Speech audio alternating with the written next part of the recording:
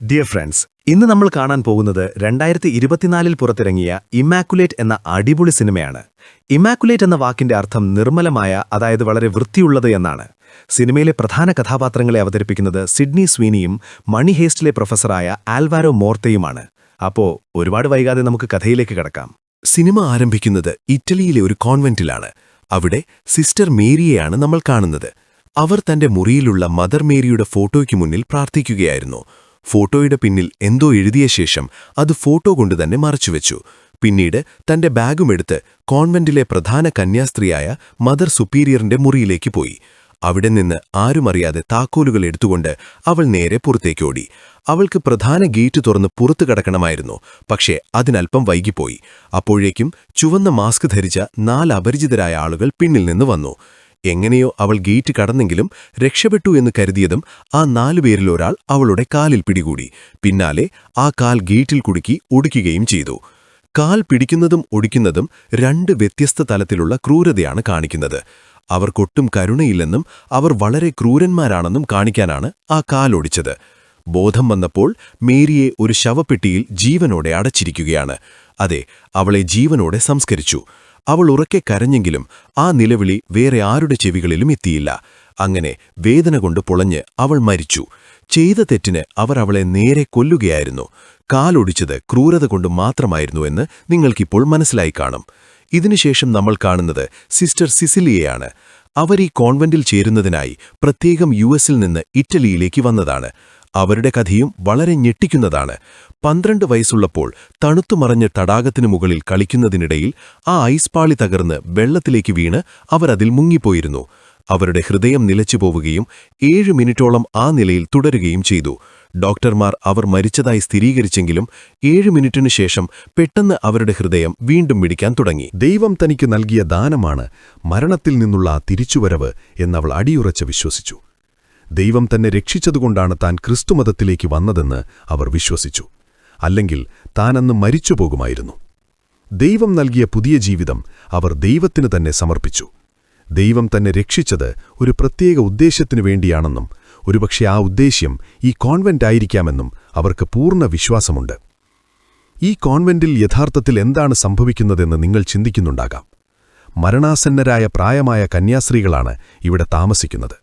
അവരുടെ അവസാന നാളുകൾ സമാധാനത്തോടെ ചിലവഴിക്കാൻ വേണ്ടിയാണ് ഈ കോൺവെന്റ് നിർമ്മിച്ചിരിക്കുന്നത്. അതുകൊണ്ട് ഇവിടുത്തെ എല്ലാ യുവ കന്യാസ്ത്രീകളുടെയും ജോലി പ്രായമായ കന്യാസ്ത്രീകൾ മരിക്കുന്നതുവരെ അവരെ ശുശ്രൂഷിക്കുക എന്നതാണ്.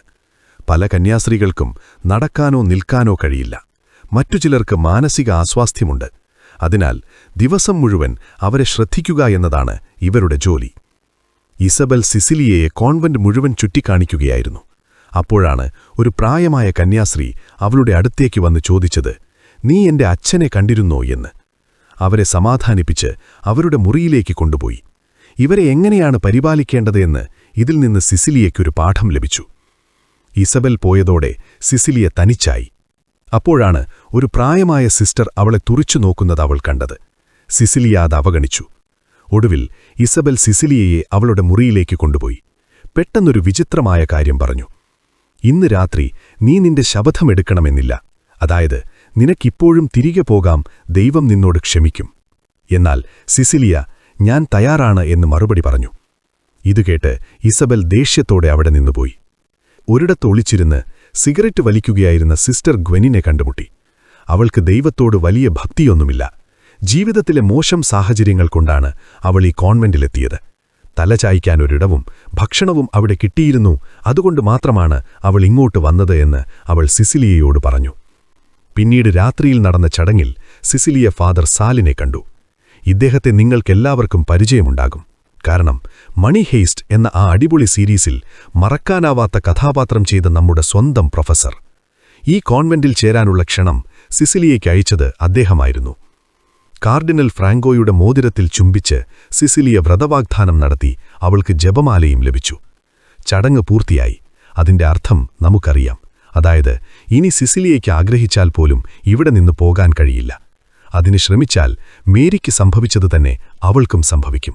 ചടങ്ങിന് ശേഷം എല്ലാവരും വൈൻ കുടിക്കുകയായിരുന്നു. സിസിലിയയും സാലും തമ്മിൽ സംസാരിക്കുകയായിരുന്നു. പുരോഹിതനാകുന്നതിനു മുമ്പ് താൻ ബയോളജി മേഖലയിലായിരുന്നുവെന്ന് സാൽ പറയുന്നു. സിസിലിയ തന്റെ കുട്ടിക്കാലത്തെ കാര്യങ്ങളും അവനോട് പങ്കുവയ്ക്കുന്നു. ഇതിനുശേഷം അവൾ ചടങ്ങ് നടന്ന അതേ സ്ഥലത്തെത്തി. അവിടെ കറുത്ത വസ്ത്രം ധരിച്ച ആരോ കിടന്ന് പ്രാർത്ഥിക്കുന്നത് അവൾ കണ്ടു. അടുത്തു ചെന്ന് നോക്കിയപ്പോൾ ആ വ്യക്തി ആ ചുവന്ന മാസ്ക് ധരിച്ചിരിക്കുന്നതായി കണ്ടു. ശബ്ദത്തിൽ നിന്ന് അതൊരു സ്ത്രീയാണെന്ന് മനസ്സിലായി.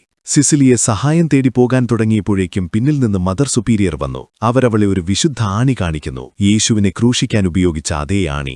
താൻ ഇന്നലെ രാത്രി കുറച്ചധികം മദ്യപിച്ചെന്നും അത് കാരണം മദർ സുപ്പീരിയറിനു മുന്നിൽ നാണം കെടേണ്ടി വന്നെന്നും അവൾ ഫ്രാങ്കോയോട് ഏറ്റുപറഞ്ഞു. ഫ്രാങ്കോ എന്തെങ്കിലും പറയുമെന്ന് കരുതി അവൾ കാത്തിരുന്നു. എന്നാൽ അയാൾ പെട്ടെന്ന് ഇരുട്ടിലേക്ക് മറഞ്ഞു.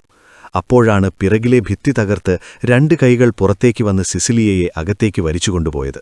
അവിടെ ആ ചുവന്ന മാസ്ക് ധരിച്ച ആളുകളുണ്ടായിരുന്നു. അവർ സിസിലിയയോട് എന്തൊക്കെയോ ചെയ്യുന്നുണ്ടായിരുന്നു. എന്നാൽ പെട്ടെന്ന് അവൾ ഉണർന്നു. ബോധം പോയതിനുശേഷം ഇപ്പോഴാണ് അവൾ എഴുന്നേൽക്കുന്നത്, അതും സ്വന്തം കിടക്കയിൽ. പക്ഷേ വിചിത്രമായ കാര്യമെന്തെന്നാൽ അവൾക്ക് മുന്നിൽ ആരെയോ കാണാമായിരുന്നു. ലൈറ്റിട്ടപ്പോൾ അത് അപ്രത്യക്ഷമായി. ലൈറ്റ് ഓഫ് ചെയ്തപ്പോഴും അവിടെ ആരുമുണ്ടായിരുന്നില്ല. പിന്നീട് പിറ്റേ ദിവസം മുതൽ അവളുടെ പുതിയ ജീവിതം തുടങ്ങി. പ്രായമായവരെ എങ്ങനെ പരിചരിക്കണമെന്നതുൾപ്പെടെ എല്ലാ ജോലികളും അവളെ പഠിപ്പിച്ചു. ബെഡ്ഷീറ്റുകൾ എങ്ങനെ കഴുകി ഉണക്കണമെന്നും ചിക്കൻ എങ്ങനെ മുറിക്കണമെന്നും അവർ അവളെ പഠിപ്പിച്ചു. ബാക്കി ജോലികളൊക്കെ അവൾ ചെയ്തു തീർത്തു. എന്നാൽ ചിക്കൻ മുറിക്കാൻ അവൾക്ക് കഴിഞ്ഞില്ല. ഇതിനിടയിൽ കൂട്ടത്തിൽ പ്രായമായ ഒരാൾ മരിച്ചു. ഇതവളെ വല്ലാതെ സങ്കടപ്പെടുത്തി. എന്നാൽ ബാക്കിയുള്ളവർക്ക് ഇതൊരു സാധാരണ കാര്യമായിരുന്നു. കാരണം ഈ കോൺവെന്റ് നിലനിൽക്കുന്നത് തന്നെ അതിനുവേണ്ടിയാണ്. ആർക്ക് എത്ര സമയം ബാക്കിയുണ്ടെന്ന് എല്ലാവർക്കും അറിയാമായിരുന്നു. ഇത് നിരീക്ഷിക്കുന്നത് ഡോക്ടർ ഗാലോയാണ്. എല്ലാ ദിവസവും അദ്ദേഹം അവിടെ വരാറില്ല. കൂടാതെ സിസിലിയെ തന്നെ പൂർണ്ണമായും സമർപ്പിച്ചതുകൊണ്ട് ഇബലിനും അവളോട് വല്ലാത്ത ദേഷ്യവുമുണ്ട്. പിന്നീട് രാത്രിയിൽ സിസിലിയ ഉറങ്ങാൻ പോയപ്പോൾ കത്രികയുമായി ആരോ അവളുടെ അടുത്തേക്ക് വന്നു. അന്ന് അവളെ തുറിച്ചു നോക്കിയിരുന്ന ഇന്നലെ രാത്രി അവളുടെ മുറിയിലുണ്ടായിരുന്ന അതേ മുതിർന്ന സിസ്റ്റർ തന്നെയായിരുന്നു അത്. സിസ്റ്റർ ഫ്രാൻസിസ്ക എന്നായിരുന്നു അവരുടെ പേര്. അവർ നേരെ കത്രിക ഉപയോഗിച്ച് സിസിലിയയുടെ മുടി മുറിച്ച ശേഷം ഞങ്ങളെല്ലാവരും നിന്നെ സ്നേഹിക്കുന്നു എന്ന് പറഞ്ഞു. അതുകണ്ട് പേടിച്ചുപോയ സിസിലിയ സ്നേഹിക്കുന്നുണ്ടെങ്കിൽ ഇങ്ങനെ പേടിപ്പിക്കുമോ എന്ന് ചോദിച്ച് അവരെ സമാധാനത്തോടെ അവരുടെ കിടക്കയിലേക്ക് കൊണ്ടുപോയി കിടത്തി. അപ്പോൾ അവരുടെ പാദങ്ങളിൽ വലിയ 2 കുരിശുകൾ പാടുകളായി കിടക്കുന്നത് അവർ കണ്ടു. പിറ്റേന്ന് രാവിലെ കുളിക്കുന്നതിനിടെ സിസിലിയ പെട്ടെന്ന് ഛർദ്ദിച്ചു. തുടർന്ന് അവരുടെ വിശദമായ പരിശോധന നടന്നു. എന്നാൽ ഇതിലൊന്നും കുഴപ്പമുള്ളതായി കണ്ടെത്തിയില്ല. യൂറിൻ ടെസ്റ്റും നടത്തി. ഇവിടെ മുതൽ വിചിത്രമായ കാര്യങ്ങൾ സംഭവിക്കാൻ തുടങ്ങി. പുറത്തെ വിശാലമായ പാതയിലൂടെ ആ ചുവന്ന മാസ്ക് ധരിച്ച വ്യക്തി നടന്നുപോകുന്നത് അവൾ കണ്ടു. സിസിലിയ ആ വ്യക്തിയെ തന്നെ നോക്കി നിൽക്കുകയായിരുന്നു. അപ്പോഴാണ് പെട്ടെന്ന് ഒരു കാക്ക അതിവേഗം പറന്നുവന്ന് ജനൽ ചില്ലിലിടിച്ച് ചത്തത്. ഇതിനുശേഷം mother superior, cardinal Frank, father Sal, doctor Gallo എന്നിവരടങ്ങുന്ന ഒരു മീറ്റിംഗിലേക്ക് അവളെ വിളിച്ചുവരുത്തി. എടുത്ത വ്രതങ്ങൾ ഓർമ്മയുണ്ടോ എന്ന് അവർ സിസിലിയയോട് ചോദിച്ചു. ഉണ്ടെന്ന് അവൾ മറുപടി പറഞ്ഞു. എങ്കിൽ പിന്നെ എന്തിനാണത് തെറ്റിച്ചതും ആരുമായെങ്കിലും ശാരീരിക ബന്ധത്തിൽ പെട്ടിട്ടുണ്ടോ എന്നും അവർ ചോദിച്ചു. ഇല്ലെന്ന് സിസിലിയ പറഞ്ഞു. ഇവിടേക്ക് വരുന്നതിന് മുമ്പുണ്ടായിരുന്നോ? അതുമില്ലായിരുന്നു. ഇതിന് ഡോക്ടർ തന്നെ സാക്ഷി പറയുന്നുണ്ട്. അവൾ ഇവിടെ വന്നപ്പോൾ പരിശോധന നടത്തിയിരുന്നു. അവളുടെ കന്യകാത്വത്തിന് കുഴപ്പമൊന്നുമില്ലായിരുന്നുവെന്ന് ഡോക്ടർ പറഞ്ഞു. മദറിന്റെ കൈവശം സിസിലിയയുടെ ഫോട്ടോയുള്ള ഒരു ഫയലുണ്ടായിരുന്നു. എല്ലാ സംശയങ്ങളും മാറിയതുകൊണ്ട് അവർ ആ ഫയൽ മേശവലിപ്പിലേക്ക് മാറ്റി. അവരുടെയൊക്കെ മുഖം സന്തോഷം കൊണ്ട് തെളിഞ്ഞു. എന്നാൽ സിസിലിയയ്ക്ക് ഒന്നും മനസ്സിലായില്ല. സിസിലിയയുടെ ജീവിതത്തിൽ മറ്റൊരത്ഭുതം കൂടി സംഭവിച്ചതുകൊണ്ടാണ് ഞങ്ങൾ ഇത്രയും ചോദ്യം ചെയ്യൽ നടത്തിയത്. ശാരീരിക ബന്ധമില്ലാതെ അവൾ ഗർഭിണിയായിരിക്കുന്നു. പാപമില്ലാതെയാണ് കുട്ടി ജനിക്കാൻ പോകുന്നതെന്നവർ പറയുന്നു. അതിനർത്ഥം ഇതൊരു വിശുദ്ധ ശിശുവാണെന്നാണ്, ഹോളി ചൈൽഡ്. അങ്ങനെ സിസിലിയ കന്യകയായ അമ്മയായി. ലോകത്തിൽ താൻ തന്നെ എന്തിന് ഇതിനായി തിരഞ്ഞെടുക്കപ്പെട്ടു എന്ന ചോദ്യം സിസിലിയയുടെ മനസ്സിലുണ്ടായിരുന്നു. അപ്പോൾ ഫാദർ സാൽ പറഞ്ഞു, ദൈവം നിന്നെ രക്ഷിച്ചത് ഒരു പ്രത്യേക കാര്യത്തിനു വേണ്ടിയാണെന്ന് നീ തന്നെയല്ലേ പറഞ്ഞത്? ഇതാണ് ആ കാര്യം. അതോടെ കാര്യങ്ങൾ മാറിമറിഞ്ഞു. ഒറ്റ രാത്രി കൊണ്ട് സിസിലിയ സാധാരണക്കാരിയിൽ നിന്ന് പ്രത്യേക സ്ഥാനമുള്ളവളായി മാറി. ഇനി അവൾ ജോലിയൊന്നും ചെയ്യണ്ട. പകരം എല്ലാവരും അവളെ ഇങ്ങോട്ട് പരിചരിക്കും. ഗ്വെന്നും ഇസബെല്ലും ഒഴികെ കോൺവെന്റിലുള്ള എല്ലാവരും അവളുടെ മുന്നിൽ പ്രാർത്ഥിക്കുകയായിരുന്നു. ഗ്വെന്നിന് അവളെക്കുറിച്ച് ആശങ്കയായിരുന്നു. ഇസബെല്ലിനാകട്ടെ അസൂയയും. അങ്ങനെ 6 മാസങ്ങൾ കടന്നുപോയി. സിസിലിയ ഛർദ്ദിക്കുന്നുണ്ടായിരുന്നു. എന്നാൽ ഛർദ്ദിലിനൊപ്പം അവളുടെ ഒരു പല്ലും പുറത്തു വന്നു. ഇതൊരിക്കലും സാധാരണമായ കാര്യമല്ലല്ലോ. പിന്നീടവൾ പ്രഭാത ഭക്ഷണം കഴിക്കാൻ എത്തിയപ്പോൾ ഗ്വെന്നും ഇസബെല്ലും ഒഴികെ ബാക്കി എല്ലാവരും ബഹുമാനസൂചകമായി എഴുന്നേറ്റ് നിന്നു. ഗ്വെന്നിന് ദൈവത്തിൽ വിശ്വാസമില്ലായിരുന്നു. ഇസബെല്ലിനാകട്ടെ താൻ സിസിലിയേക്കാൾ മുകളിലാണെന്ന തോന്നലും. ഇതിനൊരു തെളിവ് പെട്ടെന്ന് തന്നെ ലഭിച്ചു. സിസിലിയ ബാത്ത് ടബിലായിരുന്നപ്പോൾ ഇസബെൽ അവളെ വെള്ളത്തിൽ മുക്കിക്കൊല്ലാൻ ശ്രമിച്ചു. മറ്റ് സിസ്റ്റർമാർ അവിടേക്കെത്തിയില്ലായിരുന്നെങ്കിൽ അവളതിൽ വിജയിക്കുമായിരുന്നു. നിനക്ക് പകരം അവിടെ ഞാനായിരുന്നു ഉണ്ടാകേണ്ടിയിരുന്നത്. അവർ എന്നിലൂടെ വീണ്ടും ശ്രമിക്കണമായിരുന്നു എന്ന് ഇസബൽ പറയുന്നുണ്ടായിരുന്നു. ഇതെല്ലാം കേട്ടപ്പോൾ എന്തോ വലിയ കുഴപ്പമുണ്ട് എന്ന് സിസിലിയയ്ക്ക് തോന്നി. ഇതിനുശേഷം സിസിലിയെ പരിശോധിച്ചപ്പോൾ കുട്ടിക്ക് കുഴപ്പമൊന്നുമില്ലെന്ന് മനസ്സിലായി. എന്നാൽ തനിക്കൊട്ടും സുഖം തോന്നുന്നില്ലെന്ന് സിസിലിയെ പറഞ്ഞു. ഇന്ന് രാവിലെ ഛർദ്ദിച്ചപ്പോൾ അതിനൊപ്പം എൻ്റെ ഒരു പല്ലും പുറത്തു വന്നു. എനിക്ക് ആശുപത്രിയിൽ പോയി ഒരു നല്ല ഡോക്ടറെ കാണിക്കണം. എന്നാൽ പ്രശ്നമെന്തെന്നാൽ ഒരിക്കൽ ഈ കോൺവെന്റിലേക്ക് വന്നാൽ പിന്നെ ആർക്കും പുറത്തു പോകാൻ കഴിയില്ല. ഫാദർ സാൽ അത് കർശനമായി വിലക്കി. കാരണം ഡോക്ടർമാർക്ക് ഈ അത്ഭുതം മനസ്സിലാകില്ലെന്നും ആശുപത്രിയിൽ പോയാൽ ഈ വിവരം എല്ലായിടത്തും പരക്കുമെന്നും അദ്ദേഹം പറഞ്ഞു. അതുകൊണ്ട് പോകേണ്ടതില്ല എന്ന കാരണം കേട്ടപ്പോൾ സിസിലിയയും അത് സമ്മതിച്ചു.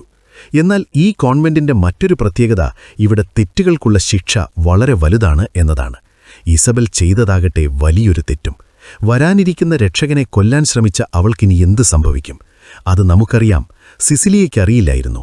എന്നാൽ മുകളിൽ ആ ചുവന്ന മാസ്ക് ധരിച്ച ആളുകൾ നിൽക്കുന്നത് കണ്ടപ്പോൾ അവൾക്കത് പെട്ടെന്ന് തന്നെ മനസ്സിലായി. അവർ ഇസബെല്ലിനെ മുകളിൽ നിന്ന് താഴേക്ക് വലിച്ചെറിഞ്ഞു. വീണ ഉടനെ അവൾ മരിച്ചു. എന്നാൽ അവളെ നേരത്തെ തന്നെ ക്രൂരമായി പീഡിപ്പിച്ചിരുന്നുവെന്ന് അവളുടെ കാലുകളും മുഖവും വിളിച്ചു പറഞ്ഞു. ഇസബെല്ലിന്റെ ശവസംസ്കാര ചടങ്ങിൽ വെച്ച് ഗ്വെൻ സിസിലിയോട് പറഞ്ഞു, കണ്ണു തുറന്നു നോക്ക്, ഈ സ്ഥലം ശരിയല്ല. എന്നാൽ അവൾ പറഞ്ഞത് ഫാദർ സാൽ കേട്ടു. പക്ഷെ ഗ്വെൻ പിന്മാറാൻ തയ്യാറായില്ല. അവൾ പരസ്യമായി അവരെയെല്ലാം എതിർക്കാൻ തുടങ്ങി. ഒടുവിൽ അവർ ഗ്വെന്നിനെയും പിടിച്ചുകൊണ്ടുപോയി. രാത്രിയിൽ സിസിലിയ മുറിയിലായിരുന്നപ്പോൾ പെട്ടെന്ന് മുന്നിലുണ്ടായിരുന്ന മാതാവിന്റെ ചെയിൻ പൊട്ടി താഴെ വീണു. അപ്പോൾ ആ ചിത്രത്തിനു പിന്നിൽ എന്തോ എഴുതിയിരിക്കുന്നത് അവൾ കണ്ടു. സിനിമയുടെ ആദ്യ സീനിൽ ഒരു സിസ്റ്റർ രക്ഷപ്പെടാൻ ശ്രമിക്കുന്നില്ലേ, മേരി എന്ന സിസ്റ്റർ. അവൾ എഴുതിവച്ചിരുന്ന ഒരു ബൈബിൾ വചനമായിരുന്നു അത്. അത് വായിച്ചപ്പോൾ ഈ കോൺവെന്റിൽ എന്തോ കുഴപ്പമുണ്ടെന്ന് സിസിലിയയ്ക്ക് സംശയം തോന്നി. സാത്താൻ തന്നെ പ്രകാശത്തിന്റെ മാലാഖയായി മാറുമെന്ന് അതിലെഴുതിയിരുന്നു. അതിനർത്ഥം തന്റെ വയറ്റിലുള്ള കുഞ്ഞ് ഒരനുഗ്രഹത്തിനു പകരം ശാപവുമാകാമെന്നാണ്. അവളുടെ മനസ്സിൽ പല ചോദ്യങ്ങളും ഉയർന്നു. അതിനുള്ള ഉത്തരങ്ങൾ അവൾ തന്നെ കണ്ടെത്തേണ്ടിയിരുന്നു. അവൾ ഗ്വെന്നിന്റെ അടുത്തേക്ക് പോയി. പക്ഷേ അവൾ മുറിയിലുണ്ടായിരുന്നില്ല. തുടർന്ന് മദർ സുപ്പീരിയറിന്റെ കൈവശമുണ്ടായിരുന്ന ആ ഫയൽ നോക്കാൻ അവൾ ഒറ്റയ്ക്ക് മീറ്റിംഗ് റൂമിലേക്ക് പോയി. ആ ഫയൽ കണ്ടതും അവൾ ഞെട്ടിപ്പോയി. ഫയലിനുള്ളിൽ അവളുടെ മുഴുവൻ ചരിത്രവുമുണ്ടായിരുന്നു. കുട്ടിക്കാലത്തുണ്ടായ അപകടം ഉൾപ്പെടെ. അതായത് വളരെ നേരത്തെ തന്നെ അവളെ നിരീക്ഷിക്കുന്നുണ്ടായിരുന്നു. മാത്രമല്ല വളരെ ആലോചിച്ചുറപ്പിച്ചാണ് അവളെ ഇങ്ങോട്ട് വരുത്തിയത്. അതുകൊണ്ടാണ് ഇസബെല്ലിന് അസൂയയുണ്ടായിരുന്നത്. അസൂയ മൂലം അവൾക്കൊരു തെറ്റുപറ്റി. അതിന് സ്വന്തം ജീവൻ നൽകി വില കൊടുക്കേണ്ടി വന്നു. എന്നാൽ ഗ്വെന്നും തെറ്റ് ചെയ്തിരുന്നില്ലേ? അതെ, അവളും അതിനുള്ള വില നൽകിക്കൊണ്ടിരിക്കുകയാണ്. ഒരു മുറിക്കുള്ളിൽ ഗ്വെന്നിനെ ക്രൂരമായി പീഡിപ്പിക്കുന്നത് സിസിലിയ കണ്ടു. ചുവന്ന മാസ്ക് ധരിച്ചയാൾ അവളുടെ നാവ് മുറിച്ചുമാറ്റി. കാരണം അവർക്കെതിരെ ധിക്കാരമായി സംസാരിച്ചിരുന്നു. ഇസബൽ സിസിലിയേക്കാൾ സുന്ദരിയാണെന്ന് സ്വയം കരുതിയതുകൊണ്ട് അവളുടെ മുഖം വികൃതമാക്കിയിരുന്നു. അതുപോലെ മേരി ഓടിപ്പോയതുകൊണ്ടാണ് അവളുടെ കാലുകൾ തല്ലിയൊടിച്ചത്. എന്നാൽ ഒരു കാര്യം എല്ലാവരിലും ഒന്നുതന്നെയാണ്: ശിക്ഷയ്ക്ക് ശേഷം അവരെ കൊന്നുകളഞ്ഞു. ഇതിനർത്ഥം ഗ്വെന്നും മരിക്കുമെന്നാണ്. ഇതെല്ലാം കണ്ട് സിസിലിയുടെ കണ്ണുകൾ നിറഞ്ഞു. അപ്പോഴാണ് പിന്നിൽ നിന്ന് സിസ്റ്റർ ഫ്രാൻസിസ് വന്നത്. അവൾ സിസിലിയുടെ മുടികൊണ്ടൊരു പാവയുണ്ടാക്കിയിരുന്നു. എന്നെ സഹായിക്കൂ, എനിക്കിവിടെ നിന്ന് പുറത്തു പോകണം എന്ന് സിസിലി അവളോട് പറഞ്ഞു. അപ്പോൾ നിനക്കൊരിക്കലും പുറത്തുപോകാൻ കഴിയില്ല എന്നായിരുന്നു അവളുടെ മറുപടി. എങ്കിലും എന്തു വില കൊടുത്തും അവൾക്ക് അവിടെ നിന്ന് രക്ഷപ്പെട്ടേ തീരൂ. പിറ്റേന്ന് രാവിലെ സിസിലിയ തന്റെ മുറിയിൽ നിന്ന് നിലവിളിക്കുകയായിരുന്നു. എല്ലാവരും ചെന്നു നോക്കിയപ്പോൾ അവളുടെ കിടക്കയിൽ നിറയെ രക്തമായിരുന്നു. ഗർഭമലസിപ്പോയതാകാമെന്നവർ കരുതി. ഇന്ന് ശനിയാഴ്ചയായതുകൊണ്ടും ഡോക്ടർ ഗാലോ അവിടെ ഇല്ലാത്തതുകൊണ്ടും അവർക്കൊന്നും ചെയ്യാൻ കഴിയുമായിരുന്നില്ല. ആശുപത്രിയിൽ കൊണ്ടുപോകുക എന്നത് മാത്രമായിരുന്നു ഏക വഴി. അതിനാൽ ഫാദർ സാൽ ലൊറൻസോ അവളെ കാറിൽ കയറ്റി ആശുപത്രിയിലേക്ക് തിരിച്ചു. അങ്ങനെ കോൺവെന്റിന്റെ ഗേറ്റ് സുരക്ഷിതമായി കടക്കുന്ന ആദ്യത്തെ സിസ്റ്ററായി അവൾ മാറി. അവൾ പോയ ശേഷം മദർ ആ രക്തത്തിൽ ചുംബിക്കുകയായിരുന്നു. അപ്പോഴാണ് കിടക്കയ്ക്കടിയിൽ എന്തോ കിടക്കുന്നത് അവർ കണ്ടത്. അതൊരു ചത്ത കോഴിയായിരുന്നു. അവിടെ കണ്ട രക്തമെല്ലാം ആ കോഴിയുടേതായിരുന്നു. സിസിലിയ അവരെ വിഡ്ഢികളാക്കുകയായിരുന്നു. കാർ എപ്പോൾ നിൽക്കുമെന്നും എപ്പോൾ ഓടി രക്ഷപ്പെടാമെന്നും കാത്തിരിക്കുകയായിരുന്നു അവൾ. എന്നാൽ മദർ ഫാദറിനെ ഫോൺ വിളിച്ച് അവളുടെ പ്ലാൻ എല്ലാം പൊളിച്ചു. വേറെ വഴിയില്ലാത്തതുകൊണ്ട് അവൾ ഓടുന്ന കാറിൽ നിന്ന് എടുത്തു ചാടി രക്ഷപ്പെടാൻ ശ്രമിച്ചു. പക്ഷേ എത്ര ദൂരം ഓടാനാണ്? ഒടുവിൽ അവൾ പിടിയിലായി. അവളെ തിരികെ കൊണ്ടുവന്ന് വൃത്തിയാക്കി. അതിനുശേഷം യഥാർത്ഥത്തിൽ അവിടെ എന്താണ് നടക്കുന്നതെന്ന് ഫാദർ അവളോട് വെളിപ്പെടുത്തി. ആ ഹോളി നെയിൽ വിശുദ്ധ ആണി യേശുവിന്റെ ത്യാഗത്തിന്റെ തെളിവ് മാത്രമല്ല, അതിൽ യേശുവിന്റെ രക്തവും കോശങ്ങളും, അതായത് DNA ഉണ്ടായിരുന്നു. നേരത്തെ പറഞ്ഞതുപോലെ പുരോഹിതനാകുന്നതിനു മുമ്പ് ബയോളജിയിലായിരുന്നു ഫാദറിന്റെ കരിയർ. അതുകൊണ്ടുതന്നെ പിന്നീട് അദ്ദേഹം എന്താണ് ചെയ്തതെന്ന് നിങ്ങൾക്ക് ഊഹിക്കാവുന്നതേയുള്ളൂ. അവൻ സിസീലിയയെ തന്റെ ലാബിലേക്ക് കൊണ്ടുപോയി. അവിടെ വികൃതമായ നിരവധി ഭ്രൂണങ്ങൾ സൂക്ഷിച്ചിരുന്നു. ആ DNA ഉപയോഗിച്ച് സ്വന്തമായി ഒരു രക്ഷകനെ സൃഷ്ടിക്കാനാണ് അവർ ആഗ്രഹിക്കുന്നത്. 20 വർഷമായി അവർ ഇതിനായി ശ്രമിക്കുന്നു. ഇന്നുവരെ വിജയിക്കാൻ കഴിഞ്ഞില്ലെങ്കിലും ഇത്തവണ അവർ വിജയിച്ചു. അവൻ ദൈവത്തെ അനുകരിച്ചുകൊണ്ട് ദൈവത്തിന്റെ പ്രവൃത്തി ചെയ്യുകയാണ്. അതുകൊണ്ടാണ് എന്റെ കൂടെ വീണ്ടും ശ്രമിക്കൂ എന്ന് ഇസബെൽ അന്ന് പറഞ്ഞത്. അതിനർത്ഥം അവളിലും ഈ പരീക്ഷണം പരാജയപ്പെട്ടിരുന്നു എന്നാണ്. എനിക്ക് തോന്നുന്നത് ഒരു സ്ത്രീയിൽ ഒരിക്കൽ മാത്രമേ അവർ ഇത് പരീക്ഷിക്കാറുള്ളൂ എന്നാണ്. അപ്പോൾ തനിക്ക് സംഭവിച്ചത് ഇതൊന്നും ഒരു അത്ഭുത പ്രവൃത്തിയല്ല, മറിച്ച് എല്ലാം നേരത്തെ ആസൂത്രിതം ചെയ്തതാണ്. ചടങ്ങ് നടന്ന രാത്രിയിൽ ഫാദർ സിസീലിയയുടെ വീഞ്ഞിൽ എന്തോ കലർത്തിയിരുന്നു. അത് കാരണം അവൾ ബോധരഹിതയായി. ആ ബോധരഹിതയായ അവസ്ഥയിലാണ് അവളിൽ പരീക്ഷണം നടത്തിയത്. ചുരുക്കത്തിൽ ആ ചടങ്ങ് നടന്ന രാത്രി പ്രസക്തമായതും അവർ ആഘോഷമാക്കിയതും ഈ പരീക്ഷണം മൂലമായിരുന്നു. മറിച്ച് സിസീലിയയെ ഗർഭവതിയാക്കിയതുകൊണ്ടാണ് ആ രാത്രിക്ക് പ്രത്യേകതയുണ്ടായിരുന്നത്. ഇപ്പോഴുയരുന്ന ചോദ്യമിതാണ്: ഓടിപ്പോകാൻ ശ്രമിച്ച സിസീലിയയും തെറ്റു ചെയ്തു. അപ്പോൾ അവൾക്കും ശിക്ഷ ലഭിക്കുമോ? അവളുടെ വയറ്റിൽ വളരുന്നത് വിശുദ്ധ ശിശുവായതുകൊണ്ട് അവളെ ശിക്ഷിക്കാൻ കഴിയില്ല എന്ന് കരുതിയാൽ ആ ചിന്ത തെറ്റായിത്തീരും. അവർ അവളെയും ശിക്ഷിക്കും. അതിനായി സിസ്റ്റർ ഫ്രാൻസിസ്കയുടെ ഉള്ളങ്കാലിൽ കണ്ടതുപോലെ ഒരു കുരിശു പഴുപ്പിച്ച് അവളുടെ ഉള്ളങ്കാലിലും അവർ പതിപ്പിച്ചു. അതിനർത്ഥം ഫ്രാൻസിസ്കയും ഇതേ തെറ്റ് ചെയ്തിരുന്നു എന്നാണ്. ഗർഭിണിയായിരിക്കുമ്പോൾ അവളും രക്ഷപ്പെടാൻ ശ്രമിച്ചിരുന്നു. ഇതിലൂടെ വലിയൊരു സത്യമാണ് പുറത്തു വന്നിരിക്കുന്നത്. ഇവിടെയുള്ള മറ്റുള്ളവർ ശുശ്രൂഷിക്കുന്ന പ്രായമായ കന്യാസ്ത്രീകൾ സമാധാനത്തോടെ മരിക്കാൻ വന്നവരല്ല, മറിച്ച് സിസീലിയയെപ്പോലെ ചെറുപ്പത്തിൽ ഇവിടെ കൊണ്ടുവരപ്പെട്ടവരാണ്. പിന്നീട് അവരെ ഗർഭവതികളാക്കുന്നു. ഇന്നുവരെ ആ പരീക്ഷണം വിജയിച്ചിരുന്നില്ല. എന്നാൽ അവരെ പുറത്തുവിടാനും കഴിയില്ല. കാരണം പുറത്തുപോയാൽ ഈ രഹസ്യങ്ങളെല്ലാം അവർ വെളിപ്പെടുത്തും. അതുകൊണ്ട് മരിക്കുന്നതുവരെ അവരെ ഇവിടെ തന്നെ തടവിലാക്കിയിരിക്കുകയാണ്. ഇതൊരു ജയിലാണ്. ഇവിടെ നിന്ന് ആർക്കും പുറത്തുപോകാൻ കഴിയില്ല. ചെറുപ്പത്തിൽ രക്ഷപ്പെടാൻ ശ്രമിക്കുന്നവർ കൊല്ലപ്പെടുന്നു. പ്രായമായി കഴിഞ്ഞാൽ പിന്നെ ശ്രമിക്കുന്നതിൽ അർത്ഥവുമില്ല. പതിയെ എല്ലാവരും തങ്ങളുടെ വിധി അംഗീകരിക്കുന്നു. എന്നാൽ കാര്യം അവിടെയും അവസാനിക്കുന്നില്ല. ഈ ശൃംഖല വളരെ വലുതാണ്. തിരശീലയ്ക്ക് പിന്നിൽ എന്തൊക്കെയാണ് നടക്കുന്നതെന്നുകൂടി ഞാൻ പറഞ്ഞുതരാം. ഏതൊരു പെൺകുട്ടിയെയും അവർ കുട്ടിക്കാലത്ത് തന്നെ തിരഞ്ഞെടുക്കുന്നു. കാരണം അവർക്ക് കന്യകമാരായ പെൺകുട്ടികളെയാണ് ആവശ്യം. അങ്ങനെ ഒരാളെ തിരഞ്ഞെടുത്തു കഴിഞ്ഞാൽ അവൾ കന്യകയായി തന്നെ തുടരുന്നുണ്ട് എന്നവർ ഉറപ്പുവരുത്തുന്നു. സിസീലിയയുടെ കാര്യത്തിൽ സംഭവിച്ചതാണ്. വെള്ളത്തിൽ മുങ്ങി മരണത്തിൽ നിന്ന് രക്ഷപ്പെട്ടതിന് ശേഷമാണ് അവൾ പള്ളിയിൽ പോകാൻ തുടങ്ങിയതെന്ന് അവളുടെ ഫയലിൽ നിന്ന് വ്യക്തമാണ്. അവിടെ നിന്നാണ് അവരുടെ ശൃംഖലയുമായി അവൾ ബന്ധപ്പെട്ടത്. അന്നുമുതൽ അവർ അവളെ നിരീക്ഷിക്കാൻ തുടങ്ങി. പിന്നീട് അവൾക്ക് ശരിയായ പ്രായമായപ്പോൾ അവളെ ഇങ്ങോട്ട് വിളിച്ചുവരുത്തി. മറ്റുള്ളവരുടെ കാര്യത്തിലും ഇതുതന്നെയാണ് സംഭവിക്കുന്നത്. അവളിവിടെ വന്നപ്പോൾ പ്രായമായ ഒരു കന്യാസ്ത്രീ "നീ എന്റെ അച്ഛനെ കണ്ടോ?" എന്ന് ചോദിച്ചത് നിങ്ങൾക്ക് ഓർമ്മയുണ്ടാകും. ഇതൊരു തെളിവാണ്. കൂടുതൽ പെൺകുട്ടികളും ആഘാതം മൂലം ഭ്രാന്തരായി പോകുന്നു. മറ്റു ചിലർ കാത്തിരുന്നും മടുക്കുന്നു. 20 വർഷം മുമ്പ് ഈ പരീക്ഷണങ്ങൾ ആരംഭിച്ചപ്പോൾ മധ്യവയസ്കരായ കന്യാസ്ത്രീകളെയായിരുന്നു അവർ ഉപയോഗിച്ചിരുന്നത്. എന്നാൽ അതൊന്നും വിജയിച്ചില്ല. അത് പരാജയപ്പെട്ടപ്പോഴാണ് അവർ ക്ഷമയോടെയുള്ള ഈ പുതിയ പദ്ധതി തുടങ്ങിയത്. ഇതിൽ കുട്ടികളെ നേരത്തെ തന്നെ നിരീക്ഷിച്ച് ശരിയായ പ്രായമെട്ടുമ്പോൾ ഇങ്ങോട്ട് വിളിച്ചുവരുത്തുന്നു. പ്രായം കുറഞ്ഞവരെ തിരഞ്ഞെടുക്കാൻ തുടങ്ങിയതുകൊണ്ടാകാം ഒരുപക്ഷേ അവർക്കിപ്പോൾ വിജയം ലഭിച്ചത്. സിസീലിയയാണ് അവരുടെ ഏറ്റവും പ്രത്യേകപ്പെട്ട തെരഞ്ഞെടുപ്പ്. കാരണം അവളിൽ ദൈവത്തിന്റെ അനുഗ്രഹമുണ്ട്. ദൈവം അവളെ രക്ഷിച്ചത് ഒരു പ്രത്യേക കാര്യത്തിനു വേണ്ടിയാണ്. ഇവരുടെ കണക്കുകൂട്ടലിൽ ആ കാര്യം എന്താണെന്ന് നിങ്ങൾക്കിതിനകം മനസ്സിലായിട്ടുണ്ടാകുമല്ലോ. എന്നാൽ ദൈവം തനിക്കായി നിശ്ചയിച്ചിട്ടുള്ള ദൗത്യം എന്താണെന്ന് തീരുമാനിക്കുന്നത് സിസീലിയ തന്നെയാണ്. ഇവരുടെ പദ്ധതി വിജയിപ്പിക്കാനാണോ അതോ അത് തകർത്തെറിയാനാണോ എന്നത്. അങ്ങനെ 9 മാസങ്ങൾ കടന്നുപോയി. ഇപ്പോൾ എപ്പോൾ വേണമെങ്കിലും പ്രസവം നടക്കാം. എന്നാൽ സിസീലിയുടെ ശരീരം തളരുകയായിരുന്നു. പല്ലുകൾക്കൊപ്പം നഖങ്ങളും ഇളകിപ്പോകുന്നു. ശരീരം അഴുകിക്കൊണ്ടിരിക്കുന്നു. അതായത് ഉള്ളിൽ എന്തോ കുഴപ്പമുണ്ട്. ഇത് ദൈവത്തിന്റെ പ്രവൃത്തിയായിരിക്കില്ല എന്ന് സിസീലിയ പറഞ്ഞു. അപ്പോൾ ഫ്രാങ്കോ ചോദിച്ചു, "ഇത് ദൈവത്തിന്റെ പ്രവൃത്തിയല്ലെങ്കിൽ ദൈവം എന്തുകൊണ്ട് ഞങ്ങളെ തടയുന്നില്ല? ഇപ്പോൾ കാര്യം മനസ്സിലായില്ലേ?" എന്ന് ഫ്രാങ്കോ പറയുന്നു. അങ്ങനെ ഒരു ദിവസം മദർ സുപ്പീരിയർ സിസീലിയയുടെ അടുത്തുള്ളപ്പോൾ തക്കം പാർത്ത് അവൾ വലിയൊരു കുരിശെടുത്ത് മദറിനെ അടിച്ചു. അവരുടെ കണ്ണും മൂക്കും താടിയെല്ലാം തകർത്ത് അവളുടെ ദേഷ്യം തീർക്കുകയാണ്. അങ്ങനെ മദർ സുപ്പീരിയറിനെ കൊലപ്പെടുത്തി. ഇതിനിടയിൽ അവളും വളരെ അവശതയിലാണ്. എങ്കിലും ദൈവനിയോഗം അവർക്ക് പൂർത്തിയാക്കിയേ തീരൂ. അതിനാൽ അവളുടെ അടുത്ത ഇര ഫ്രാങ്കോ ആയിരുന്നു. അവൻ തന്നെ സമ്മാനിച്ച കൊന്ത അഥവാ റോസറി ഉപയോഗിച്ച് കഴുത്തുഞെരിച്ച് അവനെയും അവൾ കൊല്ലുന്നു. എന്നിട്ടവൾ പറയുന്നു, "ദാ, ദൈവം നിങ്ങളെ തടഞ്ഞു" എന്ന്. നിർഭാഗ്യവശാൽ ഡോക്ടറും ഇതെല്ലാം കണ്ടു. അതുകൊണ്ട് അവൻ അവിടെ നിന്ന് ഓടി രക്ഷപ്പെട്ടു. അല്ലെങ്കിൽ അവനും കൊല്ലപ്പെടുമായിരുന്നു. പിന്നീട് ആ വിശുദ്ധ ആണി അഥവാ ഹോളി നെയിൽ എടുത്തുകൊണ്ട് സിസീലിയ ലാബിലെത്തി. അവിടെയെല്ലാം എഥനോൾ തളിച്ച ശേഷം അവൾ തീ കൊളുത്താൻ തുടങ്ങുമ്പോഴാണ് ഫാദർ അവിടേക്ക് വന്നത്. അദ്ദേഹം അവളെ തടയാൻ ശ്രമിച്ചു. ഒരുവിധം അവൾ അദ്ദേഹത്തെ ഉള്ളിലാക്കി പൂട്ടി പുറത്തുനിന്ന് തീ കൊളുത്തി. ആ ലാബിനൊപ്പം ഫാദറും കത്താൻ തുടങ്ങി. എല്ലാം അവസാനിച്ചു എന്ന് സിസീലിയ കരുതി. എന്നാൽ അപ്പോഴേക്കും വാതിൽ തകർത്ത് പാതി കത്തിക്കരിഞ്ഞ മുഖവുമായി ഫാദർ പുറത്തുവന്നു. അദ്ദേഹത്തിൽ നിന്ന് രക്ഷപ്പെടാനായി സിസീലിയ താഴെയുള്ള നിലവരകളിലേക്ക് ഓടി. അവിടെ അവൾ ഗ്വെന്നിന്റെ മൃതദേഹം കണ്ടു. അതിനടുത്ത് പുറത്തേക്ക് പോകാൻ ഒരു തുളയുണ്ടായിരുന്നു. അതിലൂടെ അവൾ പുറത്തെത്താറായിരുന്നു. എന്നാൽ പെട്ടെന്ന് ഫാദർ അവളെ തിരികെ ഉള്ളിലേക്ക് വലിച്ചിട്ടു. മുൻപും ഇതുപോലെ തന്നെയായിരുന്നു സംഭവിച്ചത്.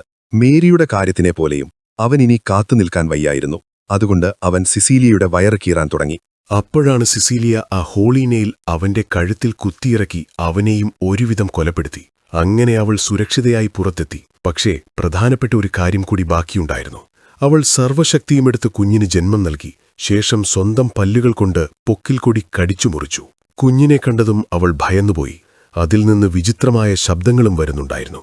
ഒരു ചെകുത്താൻ കുഞ്ഞിനെയാണ്, ആന്റിക്രൈസ്റ്റിനാണ് അവൾ ജന്മം നൽകിയതെന്ന് അതിലൂടെ വ്യക്തമായിരുന്നു. ഇങ്ങനെ അവരുണ്ടാക്കിയെടുക്കാൻ ശ്രമിച്ചത് വലിയൊരു സാത്താനെന്ന് അവൾ മനസ്സിലാക്കിയതോടെ അതിനെ ഇല്ലാതാക്കിയില്ലെങ്കിൽ ഈ ലോകത്തിന് തന്നെ ആപത്താണെന്ന് അവൾ തിരിച്ചറിയുന്നു. അപ്പോൾ തനിക്ക് ദൈവം ദാനമായി തന്ന ജീവിതവും അതിന്റെ ലക്ഷ്യവും ഇവിടെയെല്ലാം നശിപ്പിക്കാനാണ് എന്ന സത്യവും അവൾ മനസ്സിലാക്കുന്നു. സിസീലിയ വലിയൊരു കല്ലെടുത്തു കൊണ്ടുവന്ന് ആ സാത്താൻ കുഞ്ഞിനെ ചതച്ചു കൊന്നുകളയുന്നു. ആ സീനോടുകൂടി ഈ സിനിമയും അവസാനിക്കുന്നു.